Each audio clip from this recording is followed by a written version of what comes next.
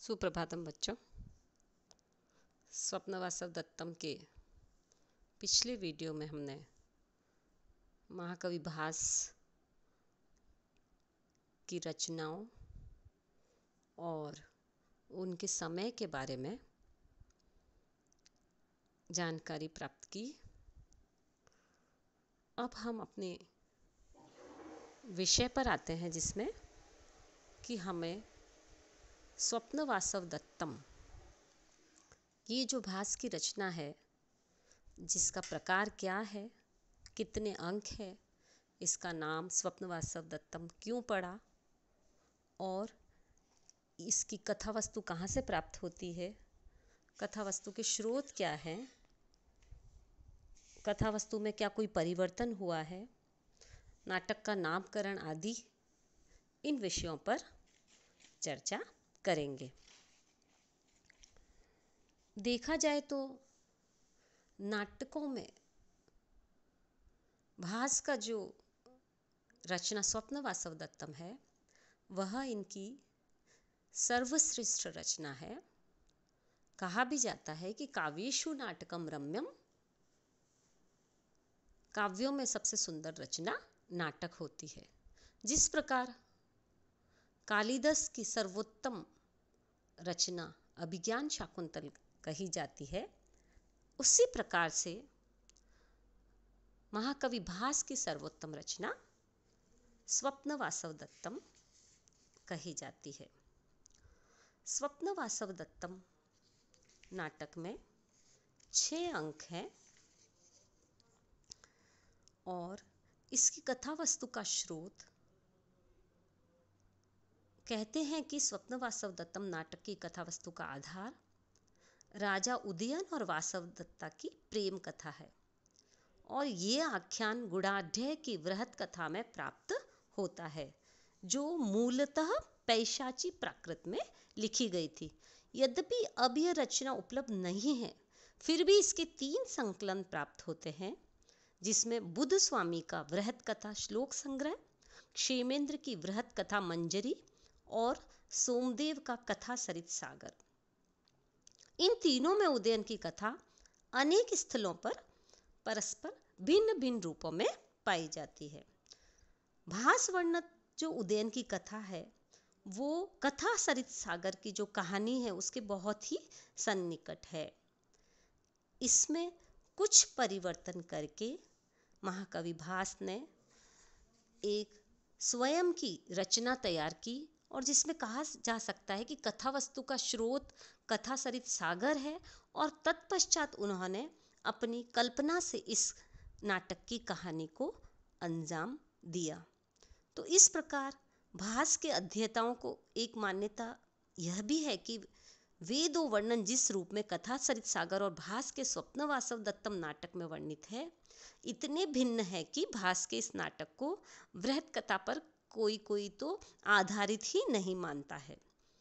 इसलिए भास गुणाढ्य की व्रत कथा के ऋणी नहीं थे और साथ ही कोई भी ऐसे साक्ष्य भी नहीं है जो इनको वृहत कथा का ऋणी सिद्ध करे। तो इसलिए भास ने अवश्य ही व्रत कथा का आश्रय लेने के बदले जन समाज में प्रचलित उन दंत कथाओं और मौखिक परंपराओं का उपयोग किया है। जिस प्रकार कालिदास ने मेघदूत में अवंती देश में पहुंचकर गांवों के वृद्ध पुरुष उदयन राजा की कथाओं से अच्छी तरह परिचित है, के द्वारा अवंती देश के गांव गांव जन जन के मुख से सुनाई जाने वाली उदयन की कथा का निर्देश किया है और इस सत्य को वो और भी अधिक प्रमाणित करता है।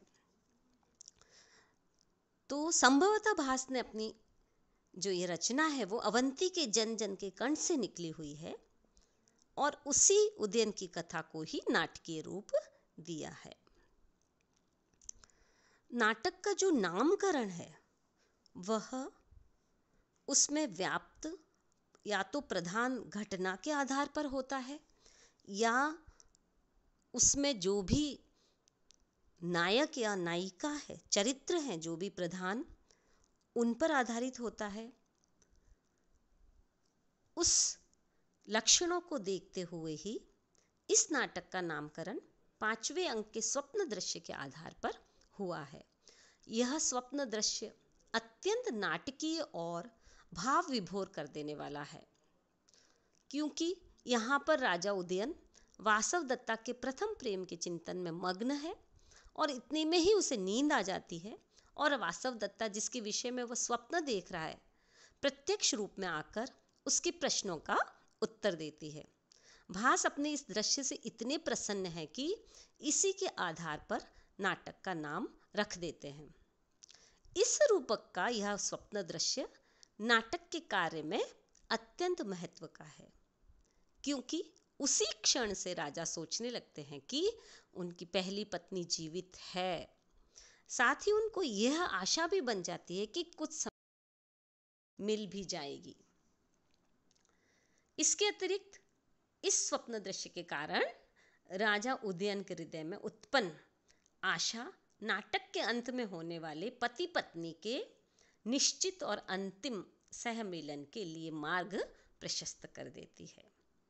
इस प्रकार नाटक का इस महत्वपूर्ण स्वप्न दृश्य के आधार पर स्वप्न वासवदत्तम नाम रखा गया और वह समीचीन भी है।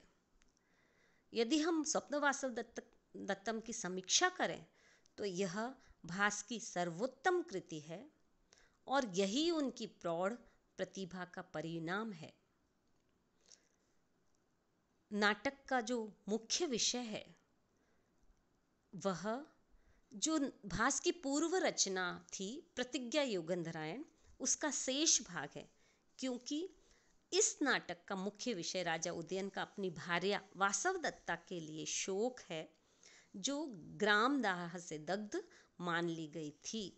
ऐसा पूर्व के प्रतिज्ञा योगेंद्रायण के साथ ये कथा जुड़ती है कि उसमें योगेंद्रायण जो राजा उदयन का प्रधानमंत्री है, वो वासवदत्ता के पिता से राजा उदयन को मुक्त कराते हैं और उसी वक्त उदयन वासवदत्ता को वहाँ से साथ भगा ले आता है और दोनों ही आपस में प्रेम विवाह करते हैं।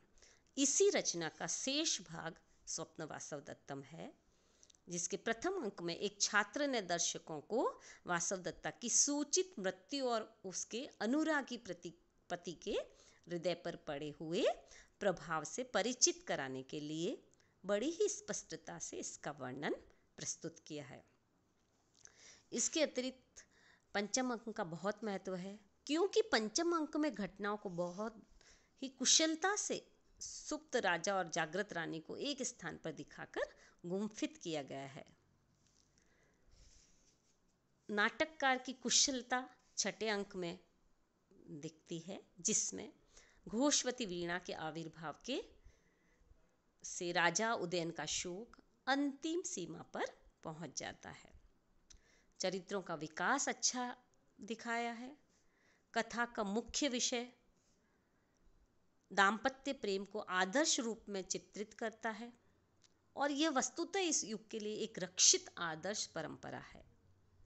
नाटककार का मुख्य उद्देश्य है कि एक और तो उस आदर्श रानी के पूर्व आत्मत्याग को रूपांकित करते हैं, जो अपने पति के कल्याण के लिए आनंदमय संतोष के साथ आत्म बलिदान करती है, और दूसरी ही और उस पति का चित्र भी खींचना है, जो हृदय से तो अपने प्रेम के प्रति निष्ठावान है, परंतु अनचाहे राज जीवन की आवश्यक मांगों के प्रति आत्मार्पण कर देता है। उदयन का संक्षिप्त परिचय है कि वह वत्सराज उदयन है, जो सुप्रसिद्ध पांडव वंश का एक ख्यातनाम वंशज का राजा है, जिसके पिता का नाम शशांक और दादा का नाम सहस्रांक था। इस प्रकार इस नाटक का मुख्य नायक उदयन है, राजा उदयन है, जो वत्स देश के राजा हैं, और मुख्य नायिका वासवदत्ता है, उनकी प्रथम पत्नी, जो त्याग की प्रतिमूर्ति और रूप यौवनवती पति प्राणा रमणी है, और जो दूसरी नायिका है वो पद्मावती है, जो मगध नरेश दर्शक की भगिनी है, तथा योगेंद्रायण भी जो उदयन के प्रधानमंत्री हैं।